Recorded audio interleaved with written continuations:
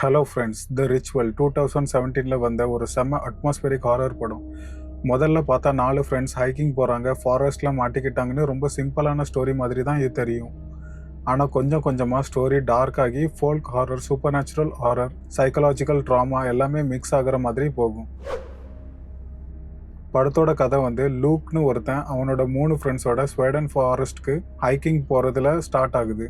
அவங்களோட friend rap ஒரு robbery இன்சிடெண்ட்டில் கொல்லப்பட்டு 6 மந்த்க்கு அப்புறம் அவனை நினச்சி இந்த ட்ரிப்பை பிளான் பண்ணுறாங்க. ஆனால் ஹைக்கிங் போகும்போது டோம்னு அவங்களோட ஒரு ஃப்ரெண்டுக்கு காலில் அடிபட்டுருது. மெயின் ட்ரையலில் கண்டினியூ பண்ண முடியாமல் ஷார்ட்கட் எடுக்கலாம்னு சொல்லி ஃபாரஸ்ட்குள்ளே என்டர் ஆகுறாங்க.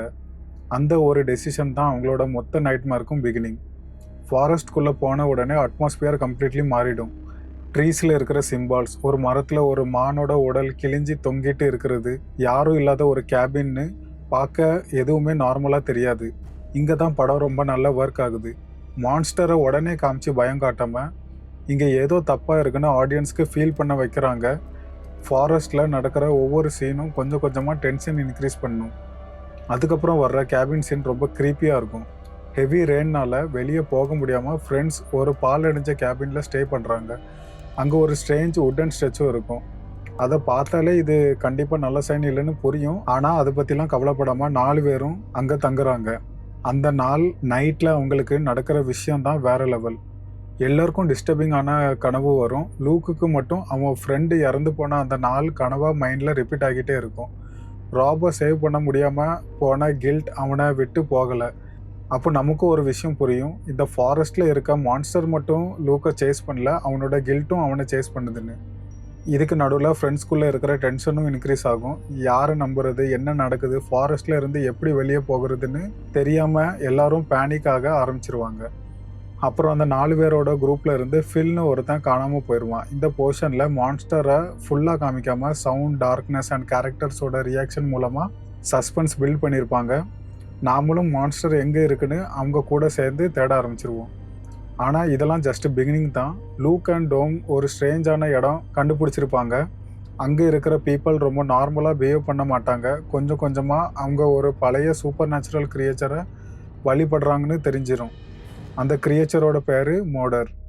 அங்கே உள்ளவங்க அதை வழிபட்டு அதுக்கு மனுஷங்களை பலி கொடுத்தா அதை நம்மளை பாதுகாப்பாக பார்த்துக்கொண்டு நம்புகிறாங்க. இந்த பாயிண்டில் மூவியோட ஹாரர் கம்ப்ளீட்லி வேறு லெவலுக்கு போகுது.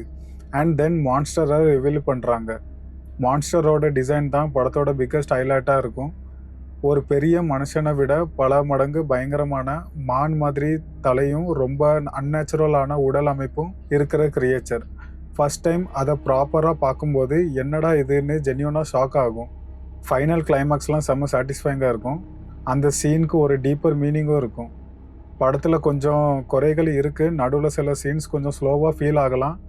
ஆனால் படம் மொத்தமாகவே 1 hour 34 minutes தான். ஸோ ரொம்ப ட்ராக் ஆகிற மாதிரி ஃபீல் இல்லாமல் டக்குன்னு பார்த்து முடிச்சிடலாம்.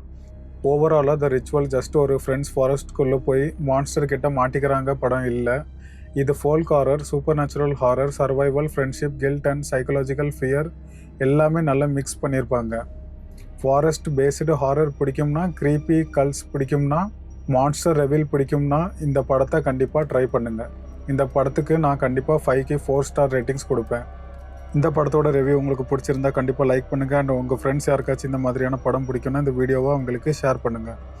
இந்த மாதிரியான நிறைய படம் ரிவ்யூ தெரிஞ்சுக்கணுன்னு இந்த சேனலில் சப்ஸ்கிரைப் பண்ணுங்கள். மேலும் ஒரு படம் ரிவ்யூவில் நான் உங்களை சந்திக்கிறேன். அன்டில் தென், டேக் கேர், பாய்.